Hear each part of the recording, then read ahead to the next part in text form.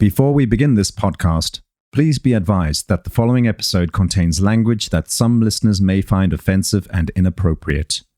The opinions expressed by the host and guests are their own and do not reflect the views of the podcast producers. Listener discretion is advised.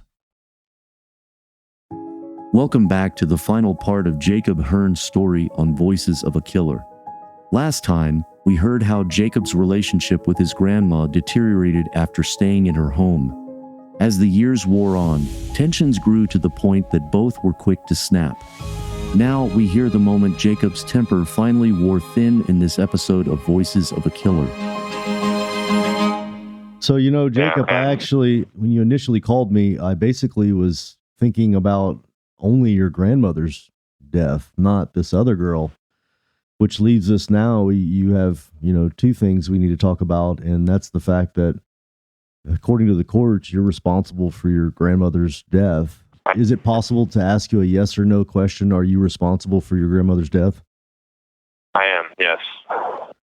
Now, the one I want to know, first off, is, I don't really read too much into the news. I'll get some information, and then I keep the news at arm's distance, let's put it that way, because I just don't feel like it's always accurate, or they may be trying to drive me into a way of thinking that I don't really need to be thinking that way. But it states something, and you can tell me your thoughts, that your grandmother wanted to commit suicide, and you doing this was to help and aid in that? That's the way they wanted to display it. Okay. But the truth is actually a little bit more unfortunate. So let's go back to around the period of time this happened. Why would friction and this turbulence start to occur to where something major like this happened? Anything in particular? Well, it was just I was so depressed and just kind of stuck and shocked, and I didn't want to do anything. I didn't want to get up out of bed sometimes. I didn't want to clean the house. I didn't want to do chores. Were you suicidal? Yes, I was. I didn't really have any plans or make too many attempts, but I made a couple. I actually spent some time in a few mental hospitals because of it. What did you do to plan this?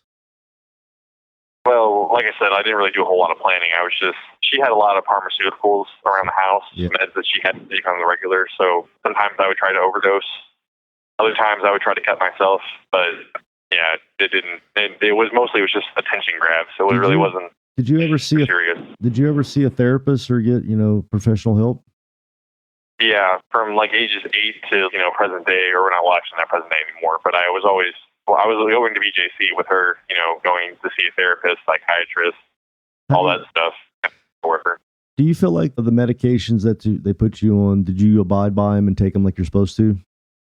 I did, but they really didn't help, and I don't know if it was really I don't know if it was my fault, or if they were or if it was theirs, or if it was just, I don't know what it was, but maybe I just didn't communicate well enough, most likely, but it didn't help very well. So at this point in time, around the time this happened, is she still loving grandma that gives you love, or is it completely turbulent now? It's turbulent. She went from a really loving grandma to almost like the Wicked Witch of the West type of thing. I can't blame her. I was pain. And you know why? Because here's basically the short answer. You're an adult now. You're not 14. Yeah. You're not 13. You're 19, right? Is that the age? Right. Yeah. Yeah, I was 19 at the time this all happened, yeah. She's still grandma. She just has a little more expectations because you're supposed to be, handling your shit. A little bit more. But yeah, no, it was a little bit more than that. Right. But if we really break things down and look at it, not, just, what's right there in front of us, but a little deeper, we could see that you had a lot of shit going on. You're on house arrest. You stabbed somebody defending your mother. That's a lot going on for a kid from 14 all the way to 19. But you're telling me that the news is wrong, that your case has nothing to do with your grandma wanting to commit suicide and you helping her? Well, she did want to commit suicide, but wasn't actually trying to commit suicide that day. Did she actually express to you that she wanted to kill herself, your grandma? She actually expressed to me on 3 separate occasions that she wanted me to kill her. She would make weird comments that she wanted me to take her off to the woods and just shoot her because she was just tired of life, tired of things. That's grandma and just kind of older people talk. I mean, I could see, we could take that out of context. Do you really think that she was being serious or just being grandma? No, I didn't. That's concerning. I was actually trying to talk to her therapist, and my cousins and other family members trying to get them to talk to her. She was also taking a lot of Xanax more often. There was, I don't know, Was she getting a lot of serious stuff. And Xanax can be pretty strong. Was she getting pretty loopy? Yeah, there was this one. I actually called the 911. I made a 911 call one time because she took 20 Xanax, and she was making a bunch of crazy comments about how she just wanted to die. And I was like, "What in the world?" I called 911, so she was all right, but she refused, care. But yeah, it was just I panicked. I care deeply for her despite all the turmoil. Yeah, I get it. I'm sure you do. It's your grandmother. At this point, are you completely just lost all hope? You're mad as hell at your grandmother? Extreme? Actually, so for the first couple of years of the house arrest stuff, like I was saying, I was in a very depressed, I don't want to do anything kind of state. The last few years after all that stuff, I was actually making a serious attempt at getting my shit together. I was trying to do what I could to, make her happy, but it was just not enough. Nothing I did was enough. Years after his initial house arrest, Jacob continued to occupy his grandma's home indefinitely. But the tenuous living arrangement put their relationship under major strain. Where they'd once been as thick as thieves, now Jacob and his grandma argued constantly, creating a wall of resentment in the small trailer home they shared. Most of the arguments centered around Jacob's unemployment. Following his first murder charge, Jacob had fallen into a pit of depression, wasting his days away playing video games while cooped up in his room. And while things improved towards the end of his tenancy, Jacob was without an income for many years, making him financially dependent on his elderly grandma. Under this pressure, Jacob's grandma grew resentful towards her grandson for leeching off her generosity. More than once, she accused Jacob of being ungrateful for the sacrifices she'd made, for failing to contribute to the household, and for falling short of her expectations. To make the situation even more unlivable, Jacob's grandma battled severe mental illness that caused her to make suicidal threats. In this home, Jacob felt like another failure added to her already overburdened life. Although Jacob loved his grandma, living with her had become intolerable. He had lost his independence and was constantly reminded by his grandma of his failures. Desperately, Jacob looked for an opportunity to escape the toxic living situation. So this day that this happened, what's the day like the day, this happened? Well, actually, the night previously is really where it started. There was some stuff going on. We had a bit of an argument. I got really depressed, and she had told me that she hated me, she hated my siblings, that she failed, that she failed us, and we didn't turn out the way that we were supposed to, and that everybody just hated her. We were all useless, and it was a really big thing, a big emotional, climactic thing, and I was actually going to run away that day, but my boss had called me, and he told me to come over, convinced me to go back home because it was going to be 60 degrees below that night and stuff or something like that, and it was going to get really cold. So he told me to go back home, and I did. And it was all right for a few minutes, but then I was still depressed. So yeah, anyway, after she went out for a cigarette after we got done, arguing and, bickering about, all the stuff that was just driving her nuts and things that were driving me nuts that were out of my control. But anyway, I was depressed, and this was the first time where I was actually seriously, trying to kill myself. So I had read online that if you combine high amounts of Xanax and a painkiller like ibuprofen or a Tylenol or something or even aspirin, you get a chemical, a component in your body that would, can cause death. Yeah, at this point where you're trying to go and find out a way to kill yourself, is it because your grandma is upset with you, basically? Yeah, nothing I did was enough for her. I was doing my best to find a job, but there were so many walls. I couldn't make money for her because, I know I was it was a lot of money to, for her disability just wasn't enough to pay for the bills and our food and stuff, so I was trying my best to find a job. You felt like the walls were coming down around you with your grandma? Right, yeah. I couldn't get a job. I couldn't get my GED because no programs would accept me for whatever reason. I was being blocked from every corner. And yeah, so you find out some stuff on the internet. Do you try to attempt it? Yeah, I did. I tried. I took her whole bottle of Xanax and her aspirin, her really hardcore aspirin, and I took it all, but I unfortunately woke up the next morning. Oh, wow. But it was... So you took it and passed out? Yeah, I took it. I locked my door in my room, and I said goodbye to my friends on the game that I was playing. We were online at the time, and I just went to bed that night. It was after a long day at work, too, so I was already exhausted. You woke up the next day? I'm surprised you didn't sleep longer than that. Yeah, I know. Yeah, I was surprised too, honestly. The place I work at I was working with a friend of mine who was starting his own business as a landscaping construction type of thing and stuff, and so he worked pretty hard. And it was just me and him doing stuff for this lady. Yeah, but I was exhausted that day, so I should have slept a lot longer than I did. I only slept for like 11 o'clock, 10 o'clock in the morning. So you woke up, and what happened?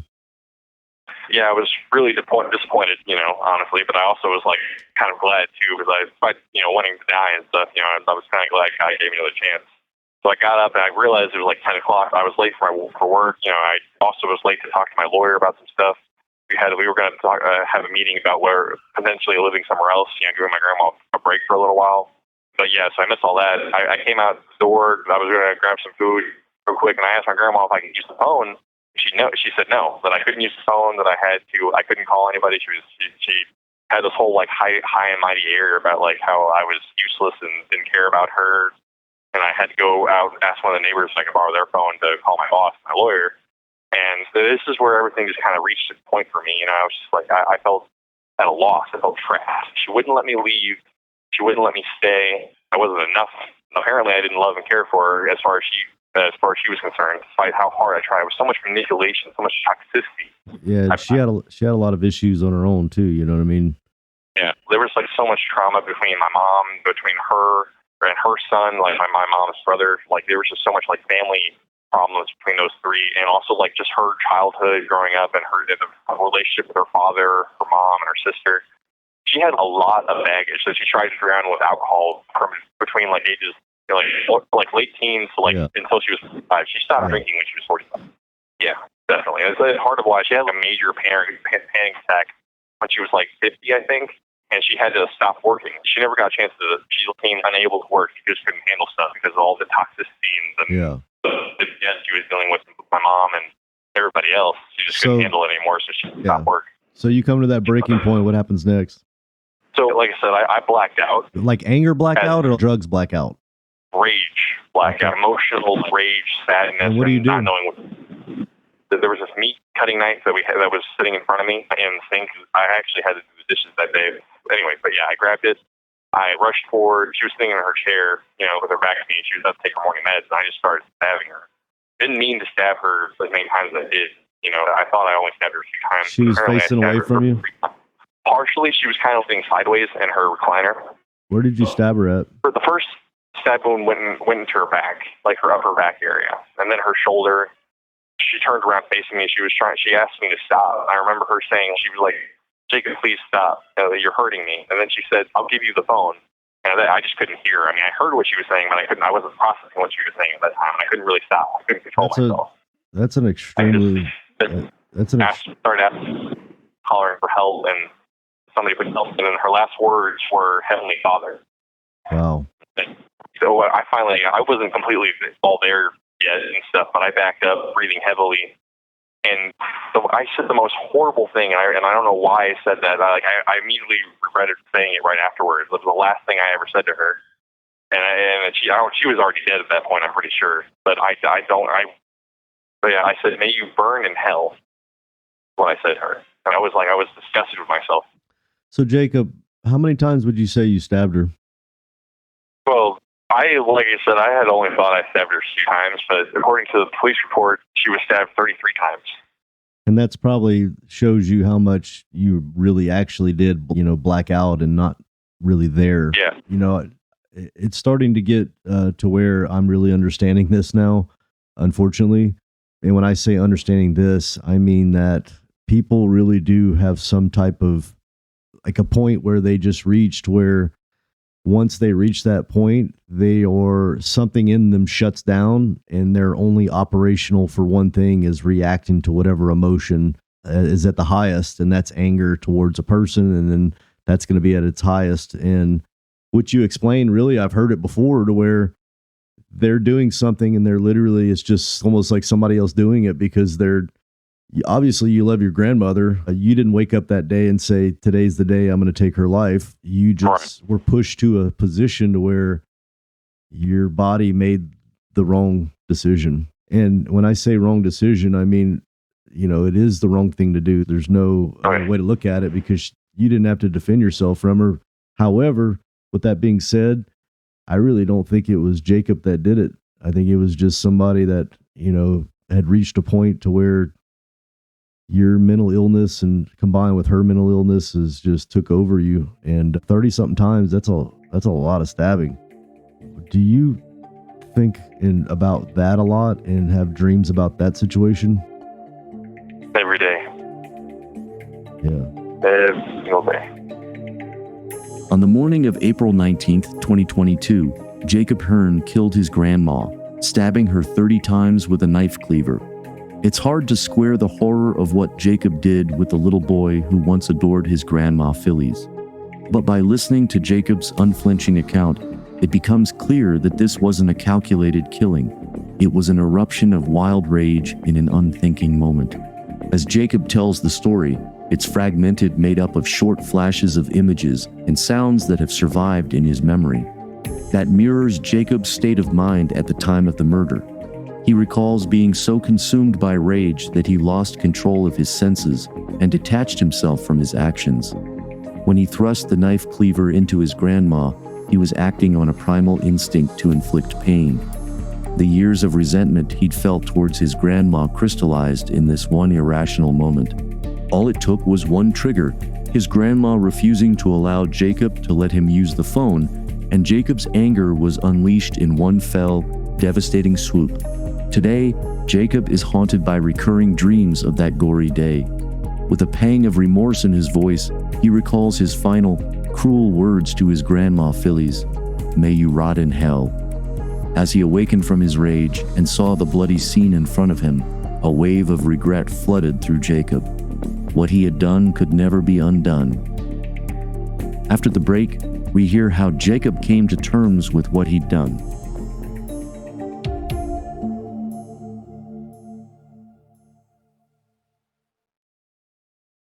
After you stabbed your grandmother like that, and she said her last words, do you remember like the feeling that you had at that time? At first, it was just like the rage was starting to like melt for me, and then it was just like surprise, pain, severe pain and shock. Like I can't believe I just did that. I was overwhelmed at that point. Like I started shutting down a little bit there. Did you feel like your life was over because you knew that, doing something like that, you're not going to be able to really get away with it? Yeah. After you'd stabbed her, you said you went and washed your hands? Yes. I walked to the bathroom numbly and I washed there was some blood on my right hand. And she said where I had also got cut too. But she scratched me with her nail just a little bit. She tried to stop you from stabbing her? Yeah, she had tried to, yes. After you washed your hands, did you go back and just check on her to see if she was, still there? I did, briefly. I almost thought that she was still alive. It kind of seemed like she was still breathing, but she wasn't. Blood was still coming out of her, and she was like having after-death shocks. She died from cardiac arrest. So after she was having a heart attack. After you washed your hands, did you leave, or you said you lit the house on fire?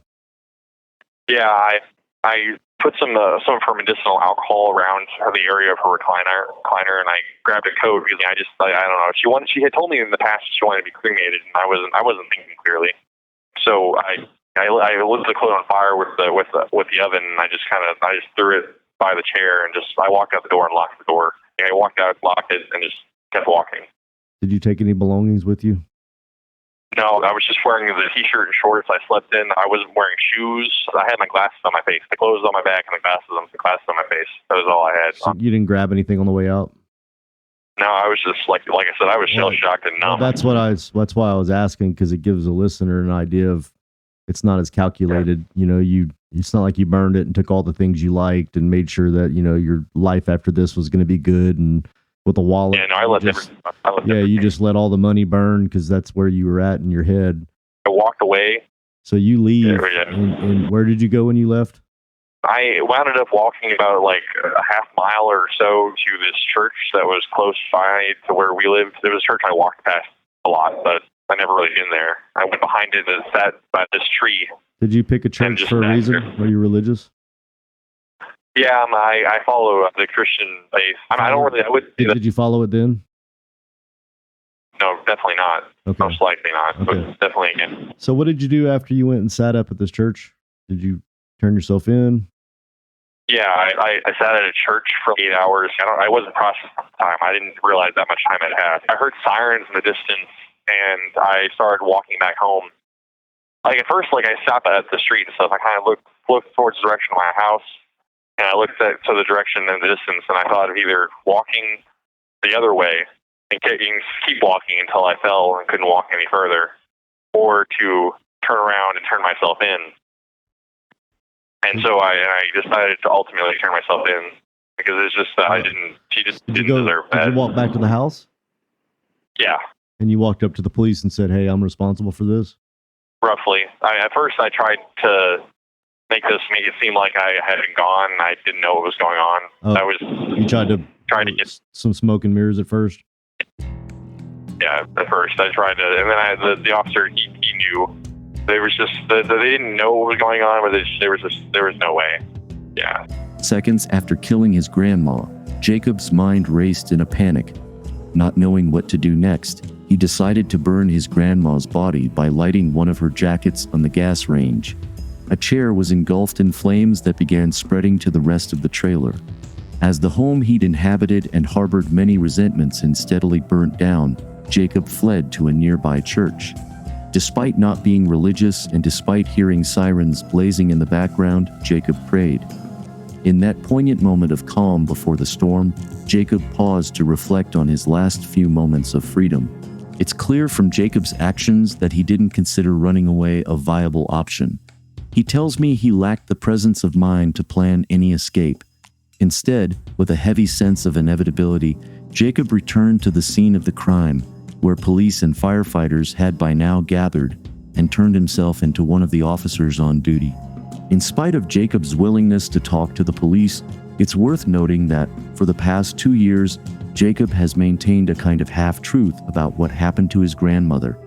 From that first interrogation on April 19th, Jacob told police that his grandma had requested assisted suicide, had taken Xanax pills, and then told Jacob to burn her sleeping body. It's this misleading version of events that headlined the news articles, and it's this story that Jacob stuck to when he accepted a plea deal. Our interview today is the first time Jacob has come clean about the truth of what happened to Grandma Phillies on a public forum. Now facing years of jail time ahead of him, his confession marks a turning point, one in which he will hopefully take full accountability for his crime and seek repentance during the long wait he has until his parole date. So whenever they cuffed you and brought you back to the police station, did you confess, or did you tell the story like you told me, or did you lie? At first, I tried to make it seem like there was some suicide involved and stuff, but I never actually, I told them that I helped her by lighting the house on fire, helped her commit suicide at first. Yeah. Never actually told the whole story. I didn't actually completely let out the whole story until I was working a program in prison, the ITC program. How did your mom feel about you killing her mother? I don't know. She was off in one of her long debaucherous treks. I haven't talked to her for 4 years. I don't know if she's okay. I don't know where she's at. She's been very abusive to herself and to everybody else for a long time. Yeah. So did you take a plea deal, or did you go to take it to trial, or what? I took a plea deal, 24 years, 85%, second-degree murder. 24 years? Yeah. You got off good. You made out well with that compared to a lot of people. How does that feel, knowing you're gonna, grow into into your adulthood until you get out? Honestly, it feels good to know that I'm going to, serve some time to, not that I could ever pay fully for what I did, but it's good to know that I'm going to be in here, trying to do better, to work on myself and be a better person when I'm integrated to society again, if I ever get that chance. Yeah. Well, Jacob, I appreciate you reaching out to me, and I hope that, become the adult that you are able to come out and be a productive member of society. I can tell that you're not a monster, but you definitely, have issues. Well, yeah, but you already knew that. It's just a shame that it all unraveled the way it did, But yeah, I hope that everything works out for you, and I hope you do your time okay, all right? Thank you. Bless you. All right. All right, cool. All right, talk to you later. Bye. All right, bye-bye.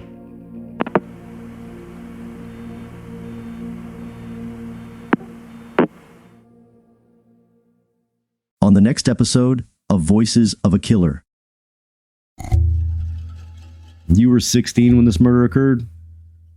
Yes, just about a month into being 16. She had actually, because I had done one of my teenager runs, like, I could just kill them, and she had said, well, why don't you? Do you think she was kind of intrigued at the fact that you might kill your grandparents? Probably. I question sometimes whether she was just like a role play girl that like maybe was trying to live out a fantasy, but I really don't know. And you never got a chance to have sex with this girl? No. So you went grabbed a belt, or you took your belt off, or you went found one and put it around his neck and cinched it? Yeah, I had found one from my room, cinched it, and I had gone outside. And this entire time, your grandmother's just laid over dead? Yes. I want to thank Jacob for sharing his story with us today. His ability to be open and honest is what makes this podcast so special. That's a wrap on this episode of Voices of a Killer. A big shout out to Sonic Futures, who handled the production, audio editing, music licensing, and promotion of this podcast.